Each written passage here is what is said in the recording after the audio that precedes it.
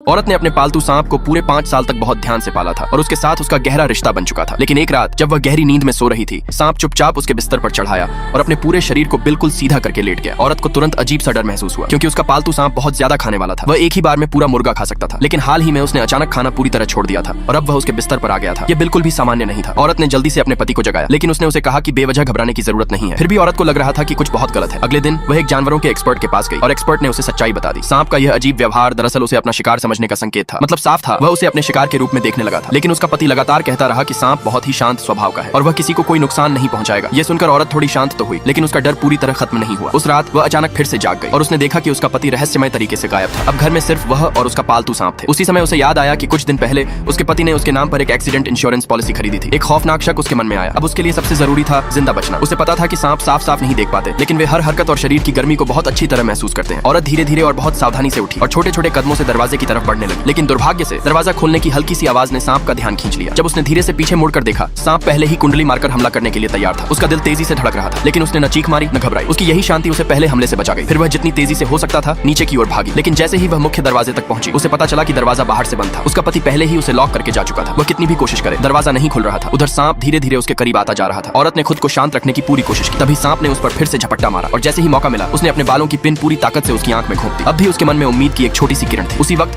उसकी नजर एक लोहे के रॉड पर पड़ी। उसने तुरंत उसे उठाया और पूरी ताकत से बंद दरवाजे को खोलने लगी। आखिरकार दरवाजा खुल गया और वह ठीक उसी समय बाहर निकल गई जब सांप दोबारा हमला करने वाला था। बाहर आकर जब उसने अपनी और अपने पति की तस्वीरें देखी तो उसका गुस्सा फूट पड़ा। अब उसे पूरा यकीन हो गया था कि उसके पति ने शुरू से ही यह सब प्लान किया था। वह सीधे उसी एक्सपर्ट के पास गई और अपने पति की पूरी खतरनाक साजिश का पर्दाफाश कर दिया। अब उसने फैसला किया कि वह उसे उसी की चाल में फंसाएगी। पूरी रात की मेहनत के बाद उन्होंने एक खास फेरोमोन तैयार किया जो सांप को भड़काने वाला था। यह ऐसा केमिकल था जो सांप को सीटी की आवाज सुनते ही बेहद आक्रामक बना देता था। औरत को पूरा भरोसा था कि जैसे ही उसके पति को पता चलेगा कि वह जिंदा है, वह जरूर सांप को लेकर वापस आएगा। और बिल्कुल ऐसा ही हुआ। कुछ ही देर में उसका पति सांप को लेकर वहां पहुंच गया। इस बार उसने कोई दिखावा नहीं किया। उसने सीधे सांप को छोड़ दिया और सीटी बजाकर उसे औरत पर हमला करने का आदेश दिया। लेकिन ठीक उसी पल औरत ने अपना तैयार किया हुआ फेरोमोन निकाला और सीधे सांप के मुंह में डाल दिया। अगले ही सेकंड सीटी बजते ही सांप मुड़ा और सीधा उसके पति पर टूट पड़ा।